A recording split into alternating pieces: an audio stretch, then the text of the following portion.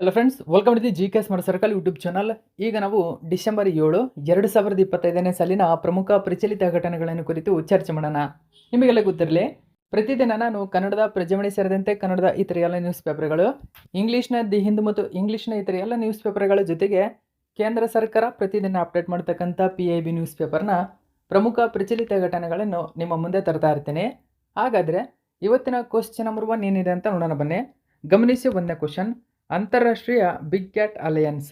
ಗಮನಿಸಿ, international big cat ಅಲಯನ್ಸ್ಗೆ ಸೇರ್ಪಡೆಗೊಂಡಂತಹ 19ನೇ ಸದಸ್ಯ ರಾಷ್ಟ್ರ ಯಾವುದು? ಸರಿಯಾದಂಥ ಉತ್ತರ ರಷ್ಯಾ. ನೋಡಿ, ಭಾರತಕ್ಕೆ ರಷ್ಯಾ ಅಧ್ಯಕ್ಷ ಪುಟಿನ್ ಭೇಟಿ ನೀಡಿದ್ದಾರೆ. ಈ ಒಂದು ಸಮಯದಲ್ಲೇ ರಷ್ಯಾ ಹೊರಡಿಸಿದಂಥ ಮಾಹಿತಿ ಏನಂದರೆ, ಅಂತಾರಾಷ್ಟ್ರೀಯ ಬಿಗ್ ಕ್ಯಾಟ್ ಅಲಯನ್ಸ್ ಇದು ಭಾರತದ ನೇತೃತ್ವದಲ್ಲಿದೆ. ಇದಕ್ಕೆ 19ನೇ ಸದಸ್ಯ ದೇಶವಾಗಿ ಸೇರ್ಪಡೆಗೊಂಡಿದೆ. ಸೊ ಈ ಒಂದು ಕ್ವಶನ್ ನಿಮಗೆ ಇಂಪಾರ್ಟೆಂಟ್ ಆಗುತ್ತೆ ಎಕ್ಸಾಮಿಗೆ, ಗಮನಿಸಬೇಕು. ಹೆಚ್ಚಿನ ಡೀಟೇಲ್ಸ್ ಗಮನಿಸಿ. Russia to join India lead, ಅಂದರೆ ಇಂಡಿಯಾ ಲೀಡಿಂಗ್ ಮಾಡುತ್ತೆ ಈ ಇಂಟರ್ನ್ಯಾಷನಲ್ ಬಿಗ್ ಕ್ಯಾಟ್ ಅಲಯನ್ಸನ್ನು. ಸೊ ಇದಕ್ಕೆ ಮುಖ್ಯವಾಗಿ ಇಂಟರ್ನ್ಯಾಷನಲ್ ಬಿಗ್ ಕ್ಯಾಟ್ ಅಲಯನ್ಸ್ ಎಂಬುದು 7 ಬಿಗ್ ಕ್ಯಾಟ್ಗಳನ್ನು ಒಳಗೊಂಡಿರ್ತಕ್ಕಂಥ ಒಂದು ಪ್ರಮುಖ ಸಂಸ್ಥೆಯಾಗಿದೆ. ಅಂದರೆ ಆ 7 ಬಿಗ್ ಕ್ಯಾಟ್ಗಳು ಯಾವ್ಯಾವು ಎಲ್ಲ ಡೀಟೇಲ್ಸನ್ನು ನಾವು ತಿಳ್ಕೊಳ್ಳೋಣ. ಗಮನಿಸಿ, ರಷ್ಯಾ ನೋಡಿ, ಅಂತಾರಾಷ್ಟ್ರೀಯ ಬಿಗ್ ಕ್ಯಾಟ್ ಅಲಯನ್ಸ್ಗೆ ಸೇರಲು ಚೌಕಟ್ಟು ಒಪ್ಪಂದವನ್ನು ಅಳವಡಿಸಿಕೊಳ್ಳಲು ಒಪ್ಪಿಕೊಂಡಿದ್ದು ಭಾರತ ನೇತೃತ್ವದ ಜಾಗತಿಕ ಉಪಕ್ರಮದ 19ನೇ ಸದಸ್ಯ ರಾಷ್ಟ್ರವಾಗಿ ಆಯ್ಕೆಯಾಗಿದೆ. ಈ ಬೆಳವಣಿಗೆಯು ಅಧ್ಯಕ್ಷರಾಗಿರತಕ್ಕಂಥ ವ್ಲಾಡಿಮಿರ್ ಪುಟಿನ್ ಅವರ ಭಾರತ ಭೇಟಿಯೊಂದಿಗೆ ಹೊಂದಿಕೆಯಾಗುತ್ತದೆ.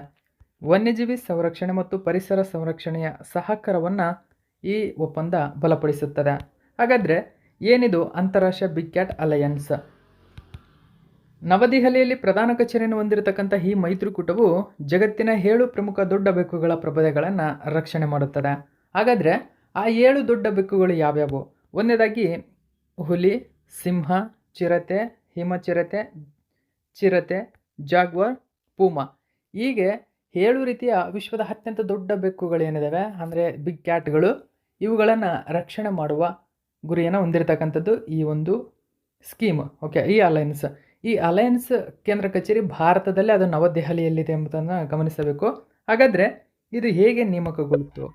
ಗಮನಿಸಬಹುದು ನೀವು, ಬೇಟೆ ಮತ್ತು ವನ್ಯಜೀವಿ ಕಳ್ಳಸಾಗಣೆ ಎದುರಿಸಲು ಭಾರತದ ವಿಶಾಲ ಬದ್ಧತೆಯ ಭಾಗವಾಗಿ ಈ ಕಲ್ಪನೆಯನ್ನು ಮೊದಲು 2019ರಲ್ಲಿ ಪ್ರಸ್ತಾವನೆ ಮಾಡಲಾಗುತ್ತದೆ. ಈ ಮೈತ್ರಿಕೂಟವನ್ನು 2023ರ ಪ್ರಾಜೆಕ್ಟ್ ಟೈಗರ್ ಏನಿದೆ, ಸೊ ಆ ಪ್ರಾಜೆಕ್ಟ್ನ 50 ವರ್ಷಗಳ ಸ್ಥಾಪಿತ ವಾರ್ಷಿಕೋತ್ಸವ ನಡೆಯಿತು. ಆ ಸಂದರ್ಭದಲ್ಲಿ 2019ರಂದು ಪ್ರಸ್ತಾಪಿಸಲಾಗಿರತಕ್ಕಂತಹ ಅಂತಾರಾಷ್ಟ್ರೀಯ ಬಿಗ್ ಕ್ಯಾಟ್ ಅಲಯನ್ಸ್ಗೆ ಔಪಚಾರಿಕವಾಗಿ ಘೋಷಣೆ ಮಾಡಲಾಯಿತು. ತದನಂತರ ಅಂದರೆ 2024ರಲ್ಲಿ ನಡೆದಂತಹ ಇದರ ಮೊದಲ ಸಭೆ ನಡೆಯಿತು. ಆ ಸಂದರ್ಭದಲ್ಲಿ ಅತ್ಯಂತ ಪ್ರಮುಖ ಮಾಹಿತಿ ನೀವು ಗಮನಿಸಬಹುದು, ಭಾರತದ ಪರಿಸರ ಸಚಿವರು, ಮಿನಿಸ್ಟ್ರಿ ಆಫ್ ಇಂಡಿಯನ್ ಎನ್ವಿರಾನ್ಮೆಂಟ್ ಏನಿದೆ, ಇವರ ಸಚಿವರನ್ನು ಇದಕ್ಕೆ ಅಧ್ಯಕ್ಷರನ್ನಾಗಿ ನೇಮಕ ಮಾಡಲಾಯಿತು. ಸೊ ಇದನ್ನು ನೀವು ಗಮನಿಸಬೇಕು.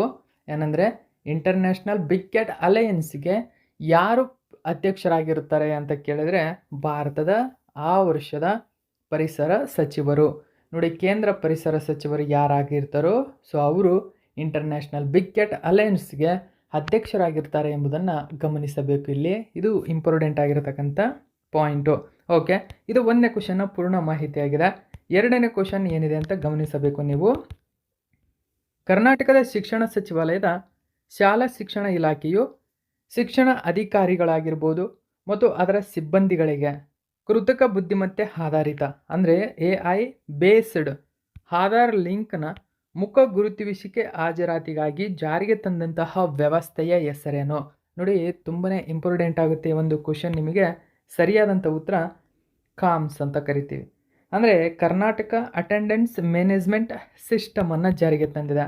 ಸೊ ಇದನ್ನು ಕಾಮ್ಸ್ ಅಂತ ಕರೀತಾರೆ ಕನ್ನಡದಲ್ಲಿ. ಓಕೆ, ಕಾಮ್ಸ್.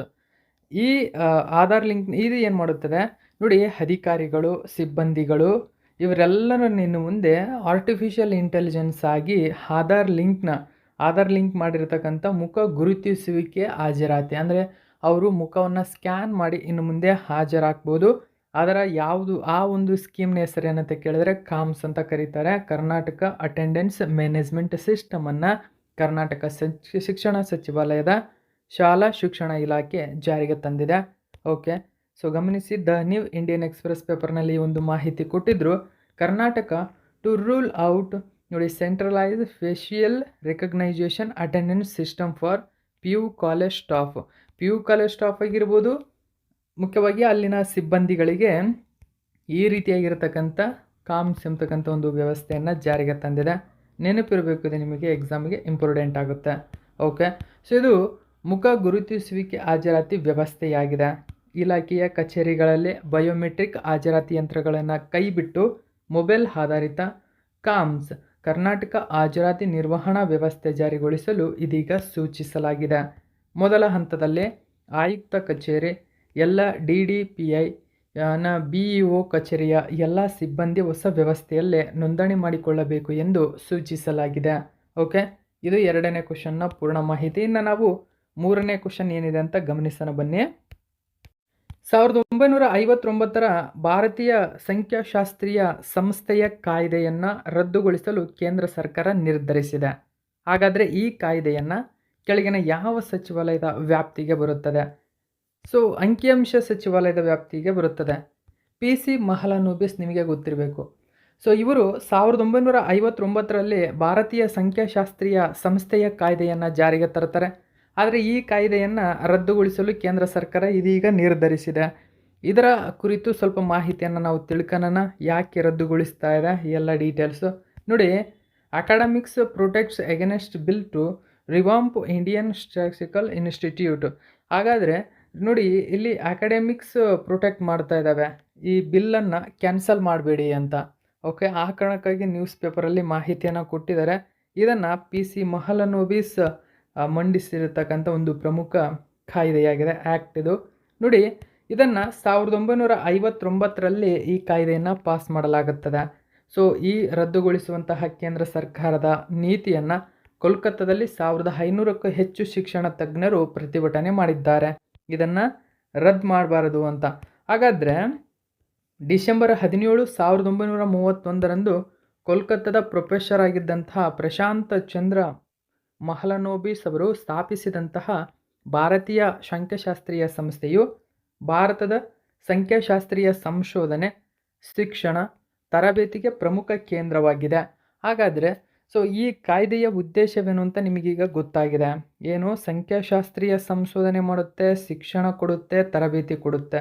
ಈ ಕಾಯ್ದೆಯು ಮುಖ್ಯವಾಗಿ ISI, ಮುಖ್ಯವಾಗಿ ನಾವು ಹೇಳಿದಂತೆ ISI ಅಂದರೆ ನೋಡಿ, ISI ಅಂದರೆ ಭಾರತೀಯ ಸಂಖ್ಯಾಶಾಸ್ತ್ರೀಯ ಸಂಸ್ಥೆ ಅಂತ ಕರೀತಾರೆ. Okay, Indian statistical institution. Okay, ಈ ಕಾಯ್ದೆಯು ಆಡಳಿತ ಮಂಡಳಿ, ಸಿಬ್ಬಂದಿ ಮತ್ತು ವಿದ್ಯಾರ್ಥಿಗಳಿಗೆ ಅನ್ವಯಿಸುತ್ತದೆ.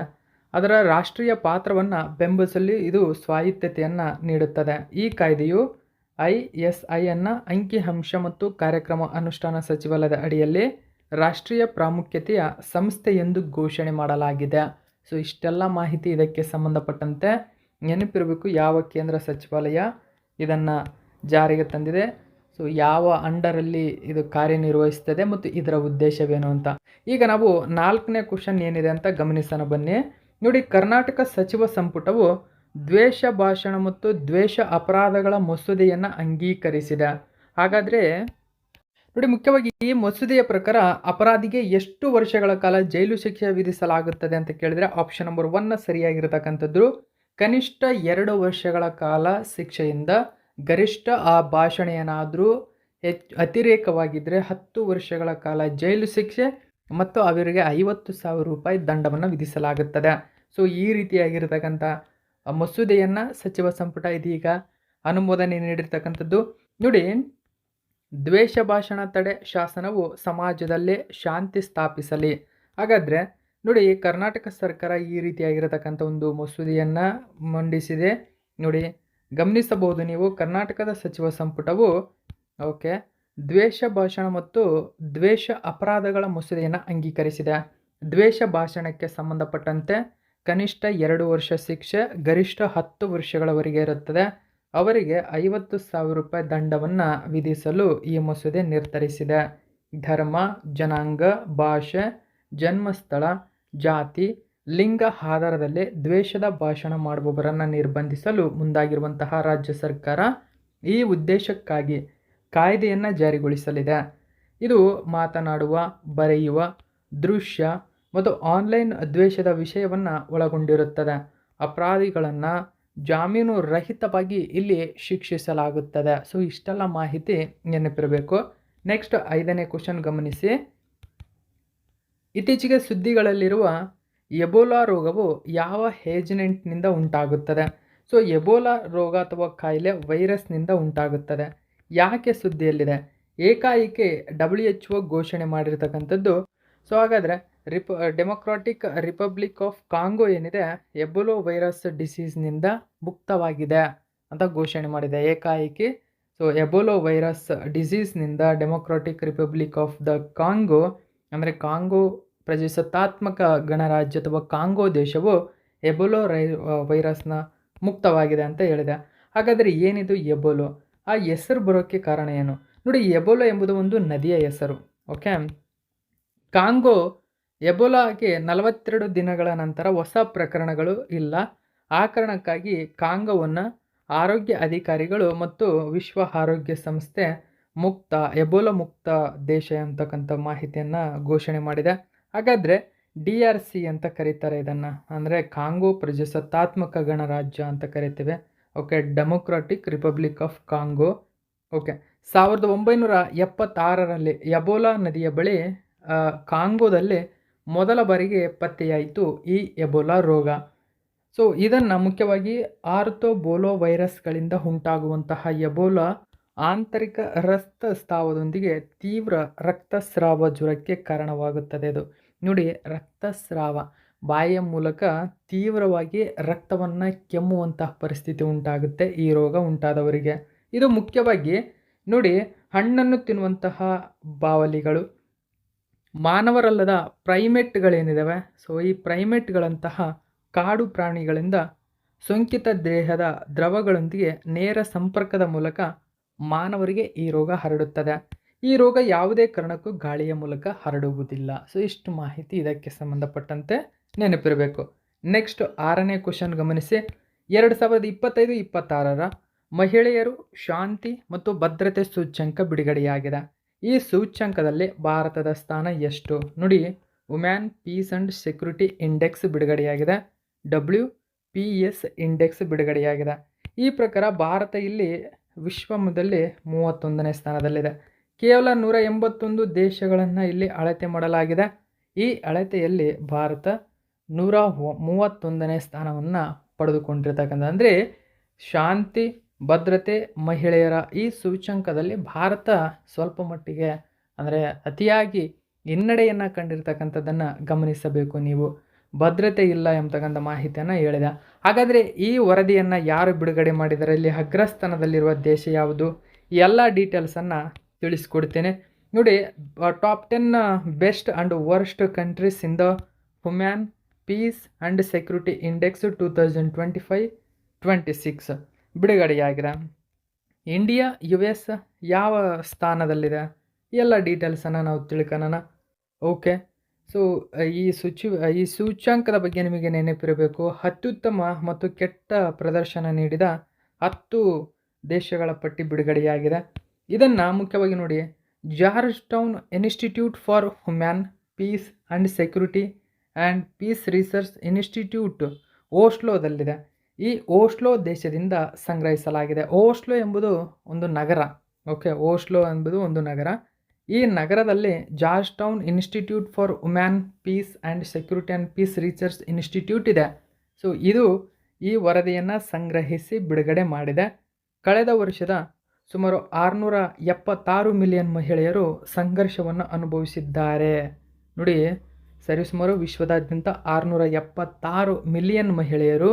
ಓಕೆ, ಇಲ್ಲಿ ಸೂಚ್ಯಂಕದ ಪ್ರಕಾರ ಸಂಘರ್ಷ ಅಂದರೆ ಇತರರ ನಡುವೆ ಅವರಿಗೆ ಸಮಾನತೆ ಇಲ್ಲ ಎಂಬತಕ್ಕಂಥ ಮಾಹಿತಿ ಇಲ್ಲಿ ಹೇಳಿರ್ತಕ್ಕಂಥದ್ದು.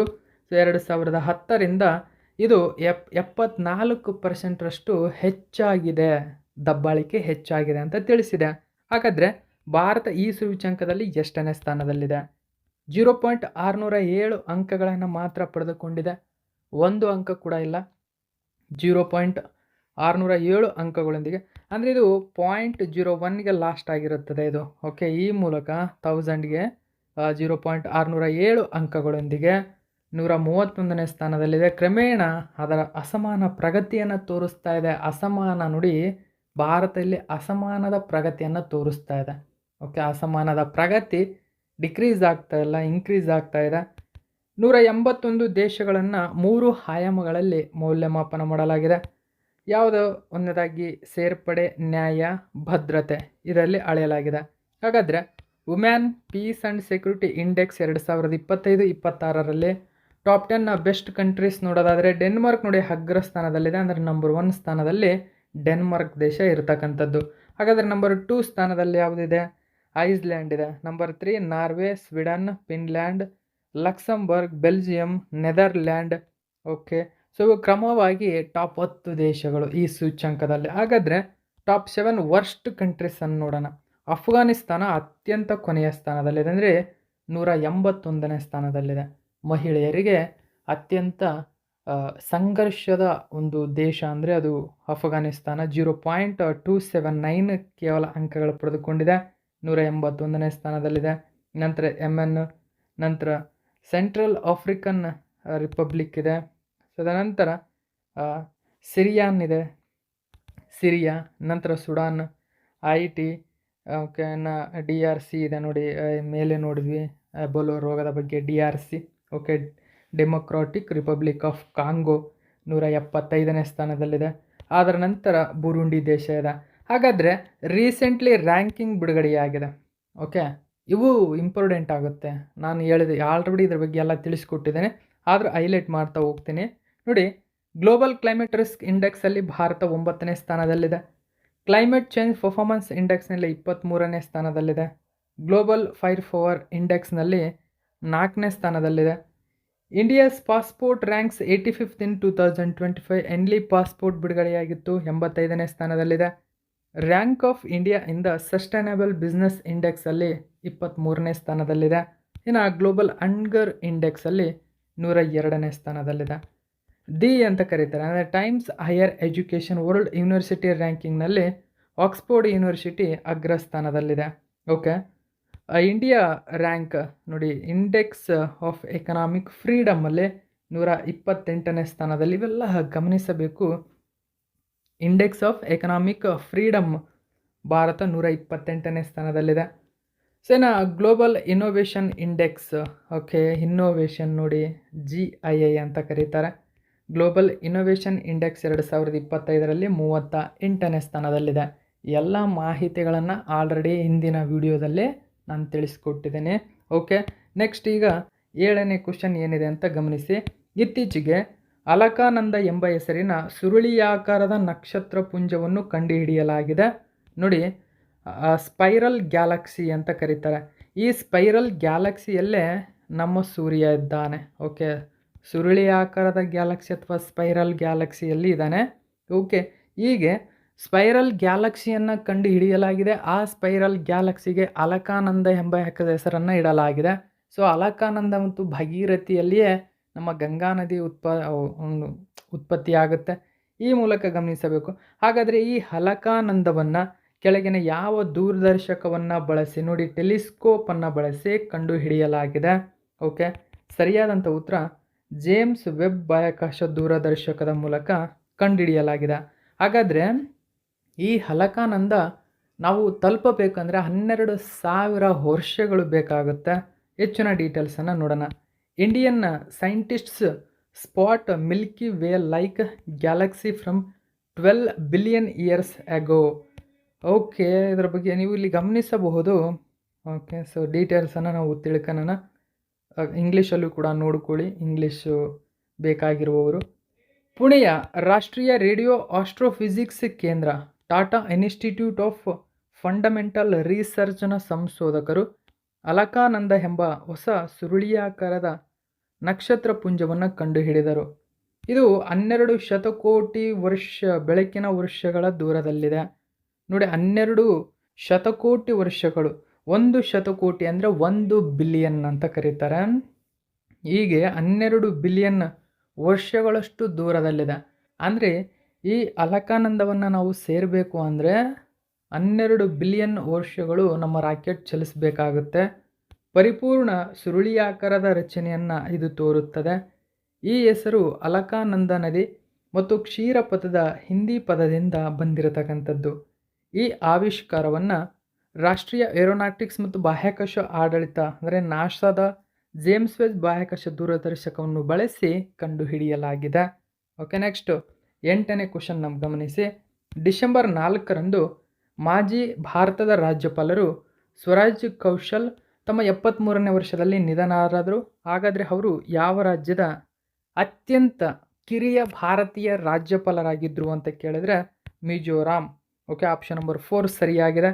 ಮಿಜೋರಾಂ ಗಮನಿಸಿ, ಫಾರ್ಮರ್ ಮಿಜೋರಾಂ ಗವರ್ನರ್ ಆಗಿರತಕ್ಕಂಥ Swaraj Kaushal passed away at 73 age. ತಮ್ಮ 73ನೇ ವಯಸ್ಸಿನಲ್ಲಿ ನಿಧನಾದರು. ಹಾಗಾದರೆ ಇವರು ಯಾರು? ಸುಷ್ಮಾ ಸ್ವರಾಜ್ ನಿಮಗೆ ಗೊತ್ತು. ಇವರು ಫಾರ್ಮರ್ ಯೂನಿಯನ್ ಮಿನಿಸ್ಟರ್ ಆಗಿದ್ದರು, ಕೇಂದ್ರದ ಮಾಜಿ ಸಚಿವರು ಇವರು. ಸೊ ಇವರು ದಿವಂಗತರವರು. ಸುಷ್ಮಾ ಸ್ವರಾಜ್ ಕೂಡ ತೀರ್ಕೊಂಡಿದ್ದಾರೆ. ಸೊ ಅವರ ದಿವಂಗತ ಹಸ್ಬೆಂಡ್ ಆಗಿರತಕ್ಕಂಥ ಸ್ವರಾಜ್ ಕೌಶಲ್, ಓಕೆ, ಇವರು ಕೂಡ ಪಾಸ್ ಅವೇ. ಓಕೆ, ಸೊ ಇವರು ಮಿಜೋರಾಂನ ಗವರ್ನರ್ ಆಗಿದ್ದರು. ಓಕೆ, ಮತ್ತು ಇವರು ಸೀನಿಯರ್ ಅಡ್ವೊಕೇಟ್ ಕೂಡ ಆಗಿದ್ದಂಥವ್ರು ಇವರು. ಹೆಚ್ಚಿನ ಡೀಟೇಲ್ಸನ್ನು ಗಮನಿಸಬೇಕು ನೀವು. ಮಿಜೋರಾಂನ ಮಾಜಿ ರಾಜ್ಯಪಾಲರು, ದಿವಂಗತ ಕೇಂದ್ರ ಸಚಿವೆ ಸುಷ್ಮಾ ಸ್ವರಾಜ್ ಅವರ ಪತಿ ಸ್ವರಾಜ್ ಕೌಶಲ್ ಜುಲೈ 12, 1952ರಂದು ಸುಲೋನ್ನಲ್ಲಿ ಜನಿಸ್ತಾರೆ. 1990ರಲ್ಲಿ ಅವರು ಮಿಜೋರಾಂನ ರಾಜ್ಯಪಾಲರಾಗ್ತಾರೆ. ಈ ಮೂಲಕ ಅವರು ರಾಜ್ಯಪಾಲರಾಗಿದ್ದಾಗ ಕೇವಲ 37 ವರ್ಷ ಅವರಿಗೆ. ಸೊ ಹೀಗೆ ರಾಜ್ಯಪಾಲರಾದಂತಹ ಅತ್ಯಂತ ಕಿರಿಯ ರಾಜ್ಯಪಾಲರು ಎಂಬ ಹೆಗ್ಗಳಿಕೆಗೆ ಪಾತ್ರವಾಗ್ತಾರೆ. ಓಕೆ, ನೆಕ್ಸ್ಟು 9ನೇ ಕ್ವಶನ್ ಗಮನಿಸಿ. ಇತ್ತೀಚೆಗೆ ಸ್ಥಳೀಯವಾಗಿ ನಿರ್ಮಿಸಲಾದಂತಹ ಭಾರತದ 3ನೇ ಪರಮಾಣು ಚಾಲಿತ ಬ್ಯಾಲಿಸ್ಟಿಕ್ ಕ್ಷಿಪಣಿ ಜಲಾಂತರ್ಗಾಮಿ ನೌಕೆ ನೋಡಿ, SSBN. ಇದನ್ನು ನೆನ್ಪಿಟ್ಕೋಬೇಕು. ಹಾಗಾದರೆ SSBN ಅಂದರೆ ಏನು ನೋಡಿ, nuclear powered ballistic missile submarine ಅಂತ ಕರೀತಾರೆ. Ballistic missile submarine ಎಷ್ಟಿದ್ದಾವೆ? 2 ಇದ್ದಾವೆ. ಈಗ 3ನೇದಾಗಿ ಬಂದಿರತಕ್ಕಂಥದ್ದು INS ಹರಿದಾಮನ್. ಓಕೆ, ಆಪ್ಷನ್ ನಂಬರ್ 2 ಸರಿಯಾಗಿದೆ, INS ಹರಿದಾಮನ್. ಹಾಗಾದರೆ ಹೆಚ್ಚಿನ ಡೀಟೇಲ್ಸ್ ಇದರ ಬಗ್ಗೆ ನಾವು ತಿಳ್ಕೊಳ್ಳೋಣ. ನೋಡಿ, Indian Navy ups the stakes with newest nuclear submarine INS Aridhaman. ಕನ್ನಡದ ನ್ಯೂಸ್ ಪೇಪರಲ್ಲೂ ಕೂಡ ಇದರ ಬಗ್ಗೆ ಮಾಹಿತಿಯನ್ನು ಕೊಟ್ಟಿದ್ದರು. ಹೆಚ್ಚಿನ ಡೀಟೇಲ್ಸನ್ನು ನಾವು ತಿಳ್ಕೊಳ್ಳೋಣ. ಭಾರತದ 3ನೇ ಒಂದು ಪರಮಾಣು ಚಾಲಿತ ಬ್ಯಾಲಿಸ್ಟಿಕ್ ಕ್ಷಿಪಣಿ ಜಲಾಂತರ್ಗಾಮಿ ನೌಕೆ ಅಂದರೆ ಅದು INS ಹರಿದಾಮನ್. ಶೀಘ್ರದಲ್ಲೇ ನೌಕಾಪಡೆಗೆ ಸೇರ್ಪಡೆಗೊಳಿಸಲಾಗ್ತಾ ಇದೆ. ಅರಿಹಂತ್ ವರ್ಗದ 2ನೇ ಜಲಾಂತರ್ಗಾಮಿ ನೌಕೆ ಇದು. ಇದನ್ನು ವಿಶಾಖಪಟ್ಟಣಂನಲ್ಲಿ ಕೇಂದ್ರ ಕಚೇರಿಯನ್ನು ಹೊಂದಿರತಕ್ಕಂಥ ಹಡಗು ನಿರ್ಮಾಣ ಕೇಂದ್ರ ಏನಿದೆ, ಸುಧಾರಿತ ತಂತ್ರಜ್ಞಾನ ಹಡಗು ATV ಯೋಜನೆ ಅಡಿಯಲ್ಲಿ ಇದನ್ನು ನಿರ್ಮಿಸಲಾಗಿದೆ. ವಿಶಾಖಪಟ್ಟಣಂನಲ್ಲಿ ಅಥವಾ ವಿಶಾಖಪಟ್ಟಣಂ ಹಡಗು ನಿರ್ಮಾಣ ಕೇಂದ್ರ ಅರಿಹಂತ್ ವರ್ಗದ 2ನೇ ಜಲಾಂತರ್ಗಾಮಿ ನೌಕೆಯಾದ INS ಹರಿದಾಮನನ್ನು ಉತ್ಪಾದನೆ ಮಾಡಿದೆ. ಈ ಉತ್ಪಾದನೆಯನ್ನು ಸುಧಾರಿತ ತಂತ್ರಜ್ಞಾನ ಹಡಗು ಅಥವಾ ATV ಯೋಜನೆ ಅಡಿಯಲ್ಲಿ ನಿರ್ಮಿಸಲಾಗಿದೆ. ಇದು ನೋಡಿ 6,000 ಟನ್ ಸ್ಥಳಾಂತರಿಸುವಂತಹ ಸಾಮರ್ಥ್ಯವನ್ನು ಹೊಂದಿದೆ. ಇದು 7,000 ಟನ್ಗಳ ನೀರಿನ ಮುಳುಗುವಿಕೆಯ ಸ್ಥಳಾಂತರವನ್ನು ಹೊಂದಿರತಕ್ಕಂಥದ್ದು. INS ಹರಿಘಾಟ್ ಮೊದಲ SSBN ಆಗಿದೆ. INS ಹರಿಹಂತ್ ನಂತರ ಭಾರತದ 2ನೇ ಸ್ಥಳೀಯವಾಗಿ ನಿರ್ಮಿಸಲಾದಂತಹ SSBN ಆಗಿದೆ. ಓಕೆ, ಈಗ 3ನೇ ಹರಿದಾಮನ್ ಎಂಬತಕ್ಕಂಥದ್ದು. ಸೊ ಫಸ್ಟ್ SSBN ಯಾವುದು? INS ಹರಿಘಾಟ್. 2ನೇ SSBN INS ಅರಿಹಂತ್. 3ನೇ SSBN INS ಹರಿದಾಮನ್. ಓಕೆ, ಸೊ ಇಷ್ಟು ಮಾಹಿತಿ ಇದಕ್ಕೆ ಸಂಬಂಧಪಟ್ಟಂತೆ ನೆನಪಿರಲಿ. ಸೊ ಇದು ಇವತ್ತಿನ ಪ್ರಮುಖ ಪ್ರಚಲಿತ ಘಟನೆ. ಇವತ್ತಿನ ಪ್ರಶ್ನೆಗಳು ನಿಮಗಾಗಿ. ಸೊ ಪ್ರತಿಯೊಬ್ಬರು ಇದಕ್ಕೆ ಆನ್ಸರ್ ಮಾಡಿ. 1ನೇ ಕ್ವಶನ್ ನೋಡಿ, ಅಂತಾರಾಷ್ಟ್ರೀಯ ಬಿಗ್ ಕ್ಯಾಟ್ ಅಲಯನ್ಸಿಗೆ ಕೇಂದ್ರದ ಯಾವ ಸಚಿವರು ಅಧ್ಯಕ್ಷರಾಗಿರುತ್ತಾರೆ? ಸೊ ಆಲ್ರೆಡಿ ನಾನು ಹೇಳಿದೆ, ಇದಕ್ಕೆ ಆನ್ಸರ್ ಮಾಡಿದ್ದೀರಾ. 2ನೇದಾಗಿ ಗ್ಲೋಬಲ್ ಕ್ಲೈಮೇಟ್ ರಿಸ್ಕ್ ಇಂಡೆಕ್ಸ್ನಲ್ಲಿ ಭಾರತ ಎಷ್ಟನೇ ಸ್ಥಾನದಲ್ಲಿದೆ? ಓಕೆ, ಇವೆರಡಕ್ಕೂ ಪ್ರತಿಯೊಬ್ಬರು ಆನ್ಸರ್ ಮಾಡ್ತೀರಾ ಅಂದ್ಕೊಂಡಿದ್ದೀನಿ. ಸೊ ಆನ್ಸರ್ ಮಾಡಿ. ಇದು ಇವತ್ತಿನ ಪ್ರಮುಖ ಪ್ರಚಲಿತ ಘಟನೆ. ಇದೇ ತರಹದ ಮಾಹಿತಿಯೊಂದಿಗೆ ಮತ್ತೆ ನಿಮ್ಮನ್ನು ಭೇಟಿಯಾಗ್ತೀನಿ. Thank you so much for watching my video friends.